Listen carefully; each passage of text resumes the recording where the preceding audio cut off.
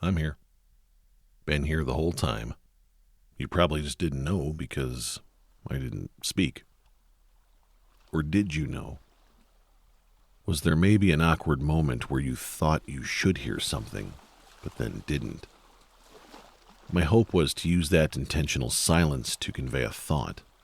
So that being said, let's see if the message came through clearly.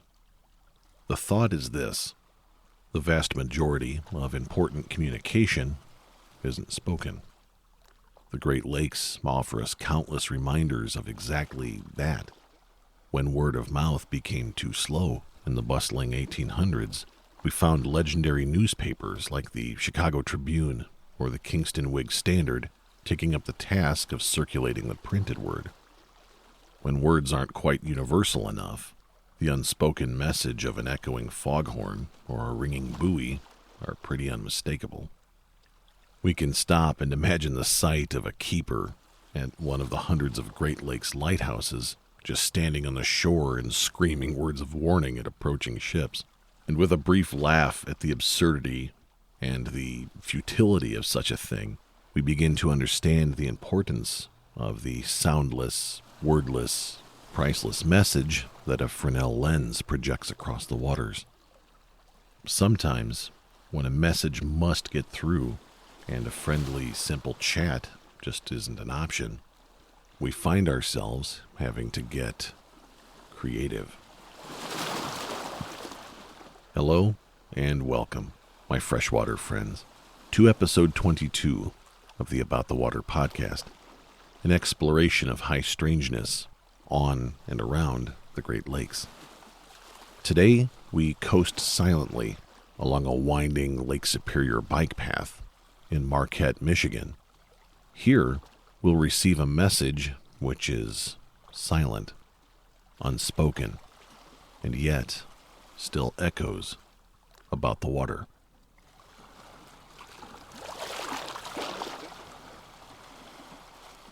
Episode 22, Unspoken.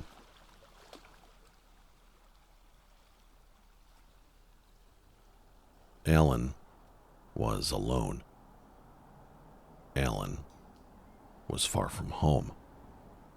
And Alan was elated. Closing his car door, he glanced at a familiar sight: the rental home he would visit once a year in the early autumn. His drive from his hometown of Chicago, Illinois, to Marquette, Michigan, high up in the UP, had taken almost 7 hours. He was tired, and he was looking forward to bringing his bags in, kicking his shoes off, and having a rest. Looking down Hewitt Street, he could see a familiar shade of blue through the trees. Lake Superior. On sight, his love for the lake filled him with a surge of adrenaline, and taking a deep breath of that cherished northern air, Alan smiled. Without another second's hesitation, he removed his bike from the rack on top of his car, hopped on, and set off. The route that Alan now pedaled along had become a daily routine each time he found himself in Marquette. Hewitt Street, east to the waterfront, then south along the city's bike and pedestrian path towards downtown. Past the big red lighthouse, zigzag at the Coast Guard station. From there, a breathtaking panorama would unveil itself. The nearly mile-long breakwater sheltered downtown from the full force of Lake Superior. The distant hills on the other side of the immense dark blue waters of Marquette Bay added a perfect splash of orange. In front of him, the various roads leading into the heart of downtown stretched up the side of the hill like pointing fingers, directing Alan where to go. But he knew the way. His destination was the century-old Peter White Public Library. In just a few moments, he would pass between the soaring Greek columns and spend an enjoyable afternoon flipping through every local history book that he could get his hands on. At least, that was the plan. Alan gripped hard on his brakes, and over the handlebars he went. Alan now lay on the asphalt pathway, staring up at the sky. Able to quickly assess that he was fine, He scrambled to his feet to apologize. He couldn't believe that he had become so enamored with taking in the sights that he almost collided with no one. What? Alan said to himself as he looked around. Marquette's Lower Harbor Park is very large and very open. It sits along the waterfront and faces the city's iconic ore dock. Aside from 2 or 3 distant people strolling around, the park was empty. Feeling unnerved by a very close presence, Alan nearly tripped over his bike, turning around to look behind him. But when he did, he saw the same thing. Nothing. With a confused sigh and a bit of an unnerved and humiliated chuckle, Alan straightened out his helmet, got back on his bike, and set off for the library. He carried with him this unusual, terrifying feeling that he was being watched. The library hadn't changed a bit. It still looked as perfect, and smelled as perfect, and just felt as perfect as Alan had remembered it. Normally by now, he would have found a cozy place to sit and started flipping through a tall stack of those local Upper Peninsula history books. But instead, Alan found himself aimlessly wandering around in a sort of unnerved daze through the various rows of books. Why did he slam on his brakes like that? He hadn't seen anyone. He hadn't heard anyone. But that sounds so weird to say, but he felt someone. He felt like there was someone right there, right in the middle of the path. Alan had never experienced anything like it. Out of curiosity, he chanced to glance up at one of the racks that he was next to see what it was. He had inadvertently wandered into the 133 section of the Dewey Decimal System, which can be summarized using a single word: paranormal. Yeah, great. Being over here will make me look less crazy, Alan whispered to himself as he looked around. 133.8, telepathy. 133.5, astrology. 133.4, magic, witchcraft. And then, one collection of books stood out, so much so that it stopped Alan in his tracks. 133.1, apparitions, hauntings, ghosts. No way, Alan assured himself. That couldn't have been what he experienced at the park, right? Shaking the thought out of his head, Alan began walking to where he knew the local history was, before he immediately turned around and grabbed a large handful of the 133.1s. With no prior interest in, or knowledge of, the paranormal, Alan had studied up on the subject until the library was closed for the evening. With it being dark by the time he left, he had skipped the lakefront path in the park and walked his bike the 0.8 of a mile back to the rental house through downtown. He was haunted by what he had read. Alan barely slept that night. He was also hooked. Uncharacteristically hooked on the subject matter. And he wanted to know more. More about the paranormal. More about his own strange experience earlier that day. More about everything. The next morning, Alan pedaled hard for downtown.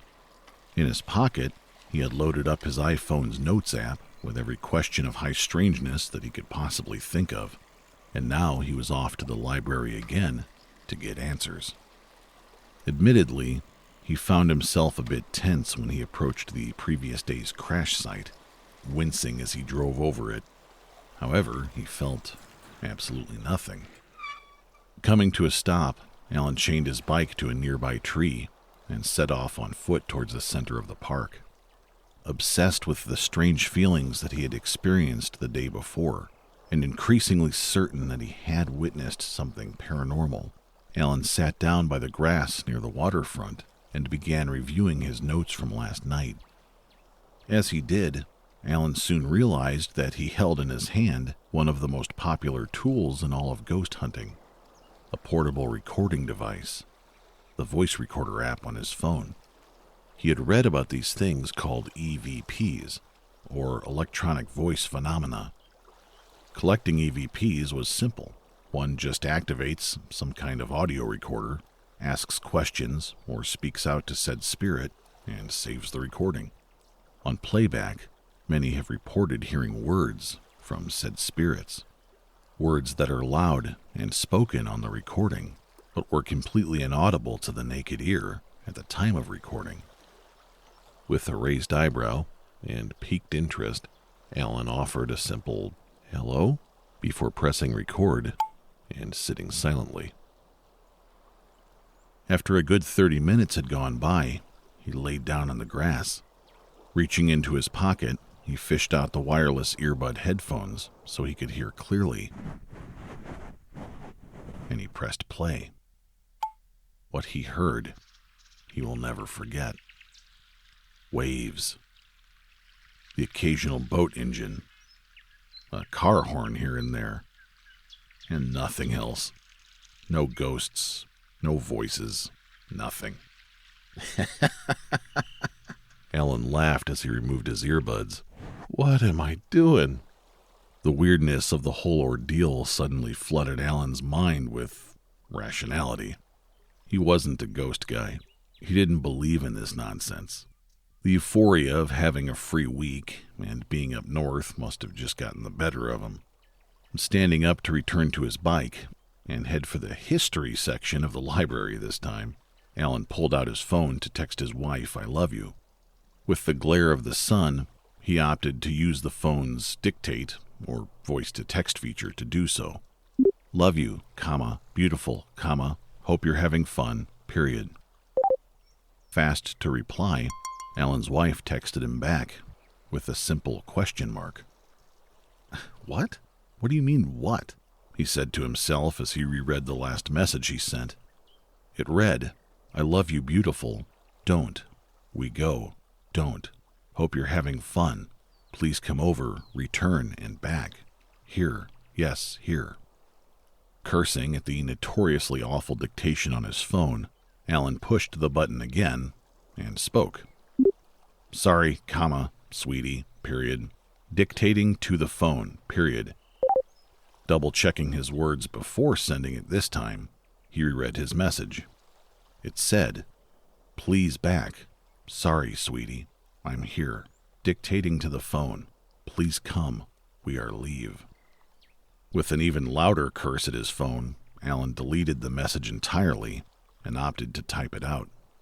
When he stopped, a curious, un-Alan-like hypothesis ran through his mind. Slowly moving his thumb to the microphone icon, he enabled dictation again and remained silent. Over the course of the next 30 or 40 seconds, one by one, words began to show up on his screen. You, okay. Over by the here. Here, the by the water. Moving on soon. All of us moving. Go. Alan's knees went weak. He stumbled a few hundred yards or so, not quite making it to where he was sitting previously, before he had to sit down. He closed out his Messages app and opened up his Notes app and again hit dictate. Hello? Alan offered. Looking around, he saw nobody nearby, just him. And yet, one by one, the words began to appear on the screen again. Man, a kind heart. Stunned, Alan spoke again. Me? Thank you. What's your name? Seeing his own words, of course, pop up on the Notes app, he watched as more unspoken words followed. Move. Move. It's coming. An overwhelming and sudden urge of anxiety caused Alan to literally jump up off the ground. He observed his surroundings in every direction, but aside from a pleasant breeze and the usual gorgeous scenery, he noticed nothing. What's coming? What is all this? Alan asked, looking back at his phone. He then saw that before the phone had written down the words he just spoke, it had also printed the word stop, which appeared 47 times in a row. Alan considered running to his bike and getting out of there, out of the park entirely, maybe out of town. But then he took a fresh look at his surroundings.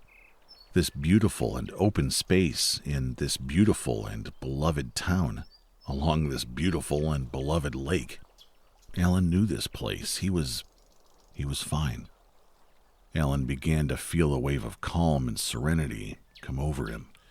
His breaths began to slow down, and his anxiety and nervousness faded. With an open mind, Alan sat down again on the grass, looked around at his beloved place, and hit dictate. Over the next 5 minutes or so, Alan sat in silence and amazement as his note page slowly filled up with words. The following words. Fine, completely fine. It's coming. Ballast is. Now, before it's coming. From the north, and by tomorrow. He listens. No mistakes or delays. It's coming. Hello. He listens. Entire, where it is warm. It is safe. We all go. Safe, but go.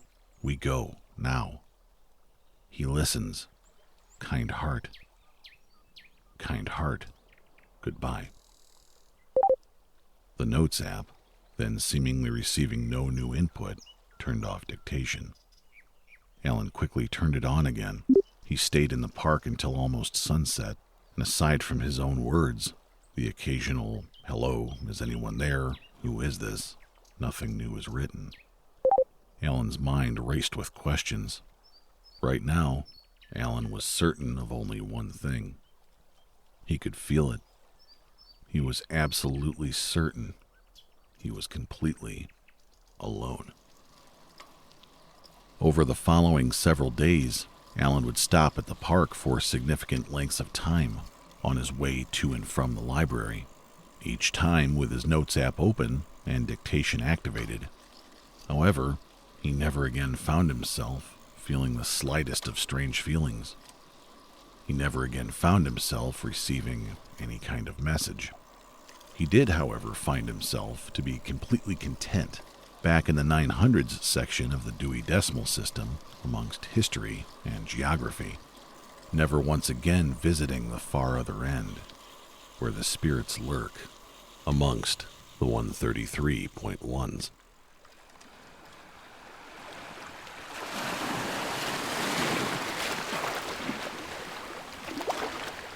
Interviewing folks around the Great Lakes and bringing to life their stories of high strangeness is by far my favorite extrovert activity.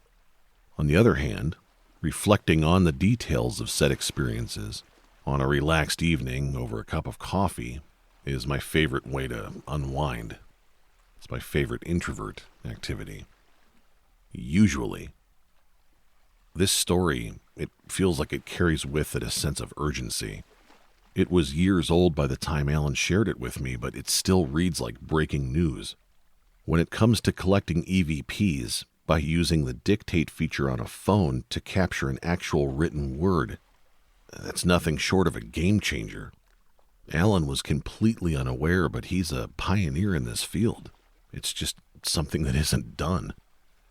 So let's approach this like breaking news, as paranormal journalists. Let's see if we can't get to the bottom of the who, what, where, when, why, and how behind Alan's strange experience. In this rare case, this seemingly unprecedented case of dictated EVP, let's begin with the how. How ghosts manage to leave disembodied voices on a recording device, voices that often go unheard by those collecting them, is an ongoing debate in the world of high strangeness. Personally, my favorite explanation as to how this happens comes courtesy of some high strangeness royalty. Greg Newkirk, Dana Newkirk, and Connor Randall host a program called the Haunted Objects Podcast. In a series they did specifically regarding EVPs, they hypothesize that the entities are physically manipulating the components inside the device's microphone. This would most definitely lend credence to the idea that a written note could fall into the category of EVP. The microphone would have to experience a voice because the microphone simply tells the phone what to write down on the note.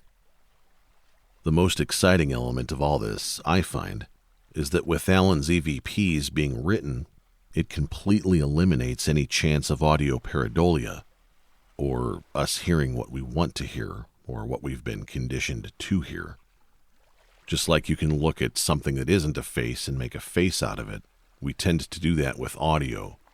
You can hear words in static, or you can hear another noise and have it sound like a human voice.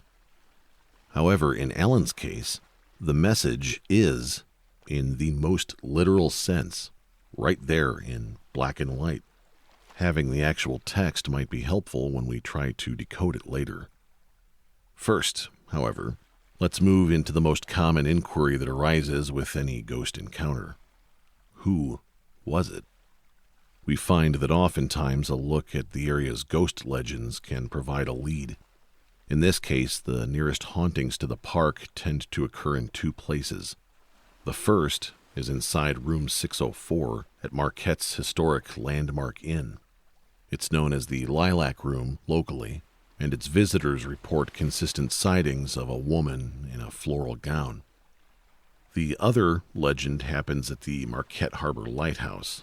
On the other side of the park, the lighthouse is said to host a lovely young girl who's dressed in her Sunday best. However, the lighthouse, being well over a half a mile away from the park, tends to rule out any associated spirits as being involved. And while the Landmark Inn does have a view of the park and the harbor, a view that is nothing short of magnificent, it's located downtown, kind of up a hill, and nearly a quarter of a mile away from the park. So as to who, we come up relatively empty-handed so far. When this happens, sometimes it helps to look at the site of the haunting itself and see if historically it was tied to anybody or tied to any events, or maybe physically if the site was something that would generate any unusual phenomena. Effectively, at this point, we go back in time to see where and when, in time, the phenomenon might be coming from. The Elwood A. Matson Lower Harbor Park sits on land that was once basically a giant coal pile. It was home to the Spear Coal Dock and served as a coal loading facility from the mid-1800s until the coal was entirely removed in the 1970s. Shortly after, the site was then purchased by the city, and it was later turned into a park in the 1980s. Elwood A. Matson himself was a prominent area businessman and philanthropist who lived well into his 80s and seems to have no paranormal ties whatsoever that I can find. In terms of events, there was a fire on the docks in June of 1968, which eliminated 2 entire blocks and hundreds of buildings. But thankfully, there isn't a single documented fatality. So while it was a catastrophe, it wasn't a tragedy. Together, these seemingly erode the possibilities that Alan's experience was tied to anything truly otherworldly about the area. It was a coal dock. Now it's a park. That's about it. So, shifting gears, perhaps by analyzing the messages themselves, we can gain some kind of insight as to what the phenomenon was trying to communicate, and of course, why. My hypothesis, initially at least, was that someone or something was trying to communicate with Alan directly. The English does seem broken and out of order, but the messages do seem to make sense as they follow his actions. When Alan went to leave the park, the message he received was, "Don't. Please come over, return, and back." And that was followed by, "Here, yes, here." The messages seemed to guide him back to a specific place by saying, "Over by the here by the water." When Alan got scared by the message that said, "Move, move, it's coming," the following message told him to stop repeatedly, and then seemed to advise Alan that things were okay, saying, "Fine, completely fine."